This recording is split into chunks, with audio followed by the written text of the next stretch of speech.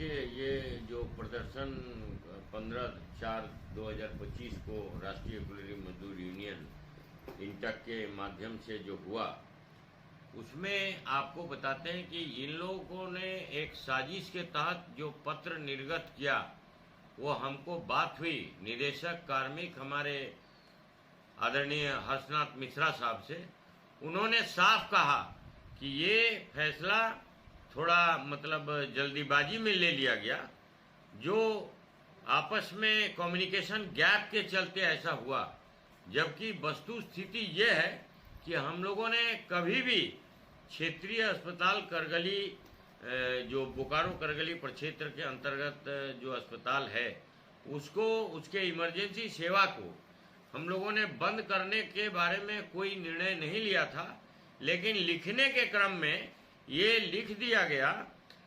तो मैं कहा कि ये तो कार्यालय आदेश है, सीएमएस जो हमारे चीफ ऑफ मेडिकल सर्विसेज हैं,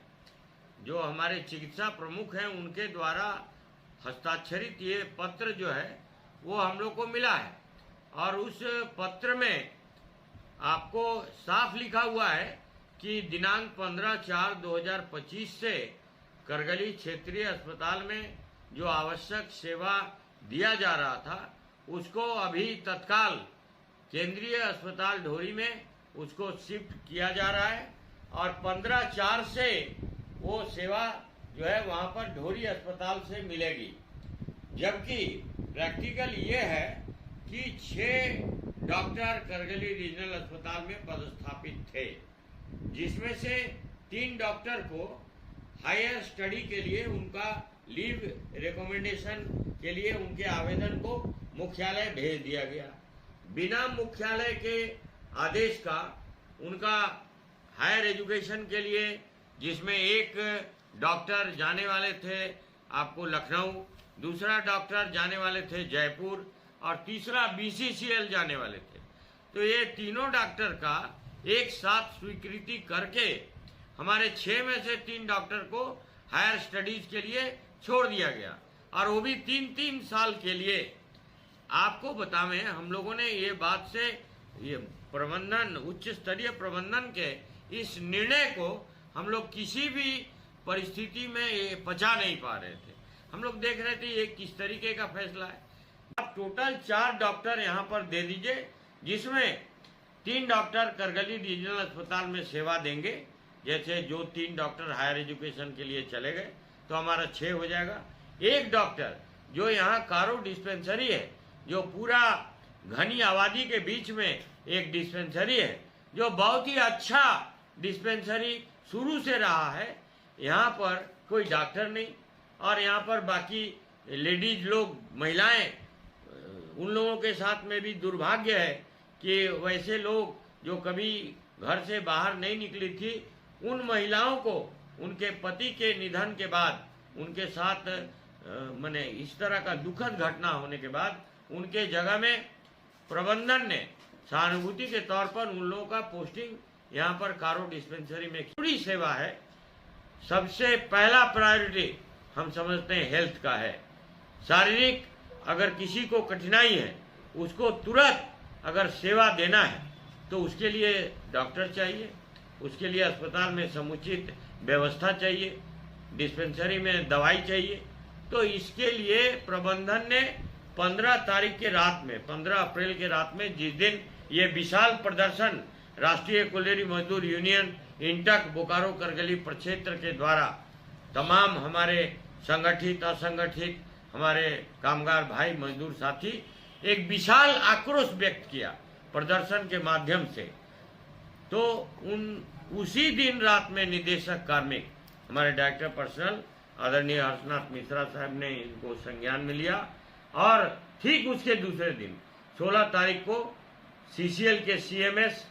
जो चिकित्सा प्रमुख हैं डॉक्टर रत्नेश जैन साहब, और जो हमारे बगल में यहाँ के जो सीएमओ हैं, चीफ मेडिकल अफसर, जो एरिया मेडिकल अफसर सेंट्रल हॉस्पिटल ढोरी के हैं, उनको, बीएनके के जो हमारे एरिया मेडिकल अफसर हैं डॉक्टर संतोष कुमार साहब, सबको बुलवाए और बैठ करके एक निर्णय लिया कि नहीं, ये फैसला जो लिया गया है, इस फैसले को हम लोग को हर कीमत पे वहाँ के मजदूरों के लिए, वहाँ पर तमाम हमारे मजदूर के आश्रित और वहाँ पर जो विस्थापित लोग हैं, पीएपी के लोग हैं, सबके इंटरेस्ट में हमको जो सेवा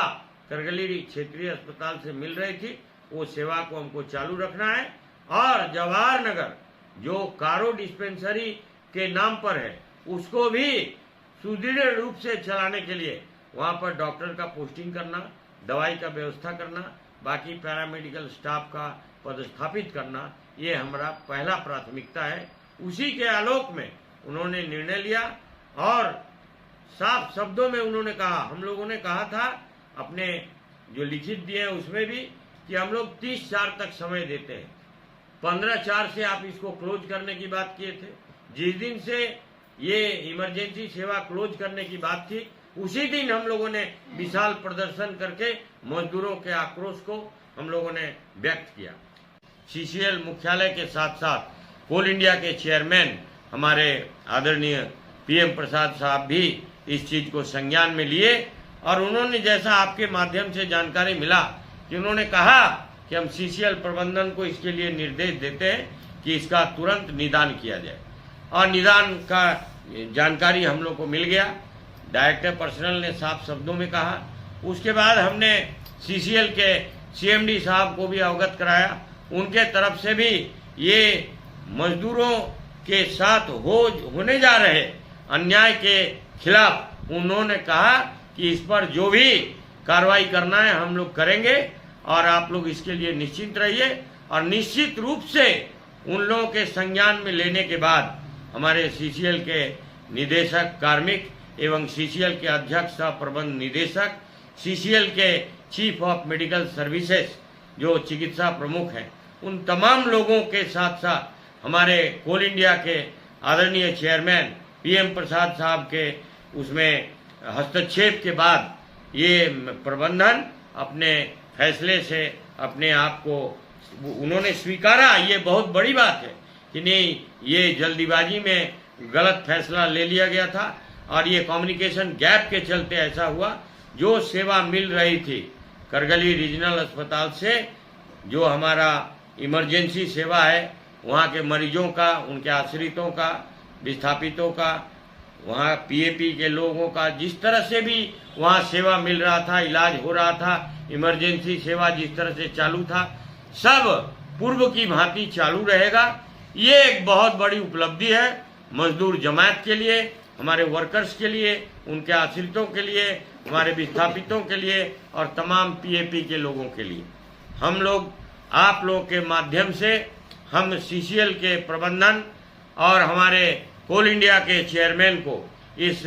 प्रेस कॉन्फ्रेंस के माध्यम से उनको हम बहुत बहुत इसके लिए उनका आभार प्रकट करते हैं। राष्ट्रीय कुलीन मजदूर union INTUC as a whole उनके लिए बहुत बड़ा ये कदम उन्होंने उठाया, इसके लिए हम सब आभारी हैं। और राष्ट्रीय कुलीन मजदूर यूनियन इंटक के साथ साथ तमाम इस क्षेत्र के कामगार साथी और हमारे विस्थापित, हमारे पीएपी के लोग, विस्थापितों के जो हमारे परिवार के लोग हैं, सब लोग जिनके जमीन के एवज में सीसीएल जो है कोयला निकाल रही है और ये सीसीएल ने इसको बहुत गंभीरता से लिया। सीसीएल के उच्च प्रबंधन ने इसको बहुत गंभीरता से लिए। कोल इंडिया चेयरमैन का भी आदेश आया। निश्चित रूप से